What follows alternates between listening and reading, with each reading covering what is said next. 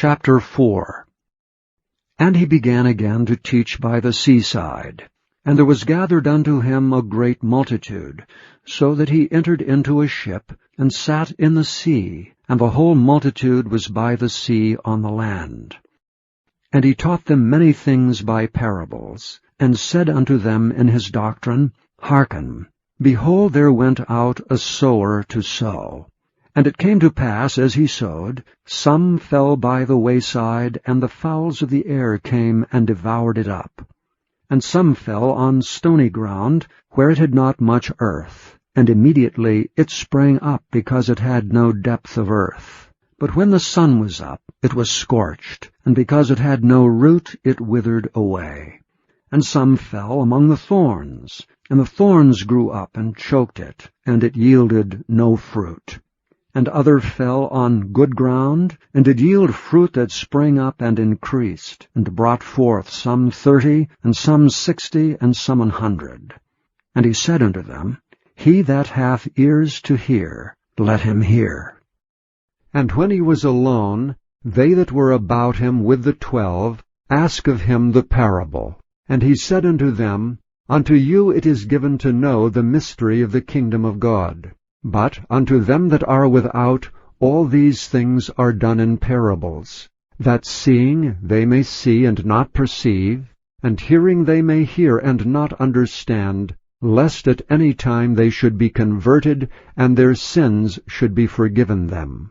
And he said unto them, Know ye not this parable? And how then will ye know all parables? The sower soweth the word.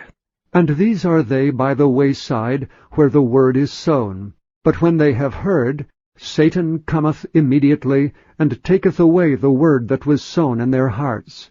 And these are they likewise which are sown on stony ground, who, when they have heard the word, immediately receive it with gladness, and have no root in themselves, and so endure but for a time.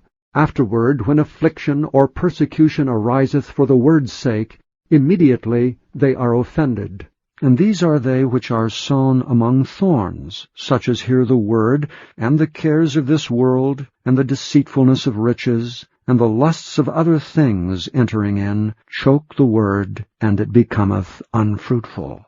And these are they which are sown on good ground, such as hear the word, and receive it, and bring forth fruit, some 30-fold, some 60, and some 100. And he said unto them, Is a candle brought to be put under a bushel, or under a bed, and not to be set on a candlestick? For there is nothing hid which shall not be manifested, neither was anything kept secret, but that it should come abroad. If any man have ears to hear, let him hear.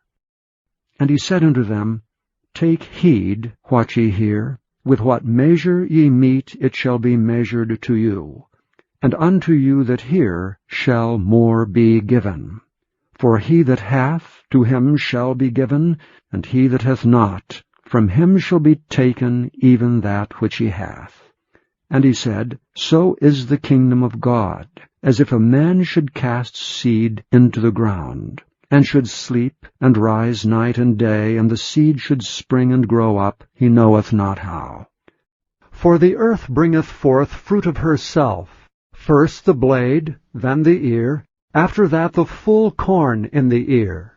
But when the fruit is brought forth, immediately he putteth in the sickle, because the harvest is come. And he said, Whereunto shall we liken the kingdom of God? Or with what comparison shall we compare it? It is like a grain of mustard seed, which when it is sown in the earth is less than all the seeds that be in the earth. But when it is sown, it groweth up, and becometh greater than all herbs, and shooteth out great branches, so that the fowls of the air may lodge under the shadow of it. And with many such parables spake he the word unto them, as they were able to hear it. But without a parable spake he not unto them. When they were alone, he expounded all things to his disciples. And the same day, when the even was come, he saith unto them, Let us pass over unto the other side. And when they had sent away the multitude, they took him even as he was in the ship. And there were also with him other little ships. And there arose a great storm of wind, and the waves beat into the ship, so that it was now full. And he was in the hinder part of the ship, asleep on a pillow. And they wake him, and say unto him, Master, carest thou not that we perish? And he arose and rebuked the wind, and said unto the sea, Peace, be still. And the wind ceased, and there was a great calm. And he said unto them, Why are ye so fearful? How is it that ye have no faith? And they feared exceedingly, and said one to another, What manner of man is this, that even the wind and the sea obey him?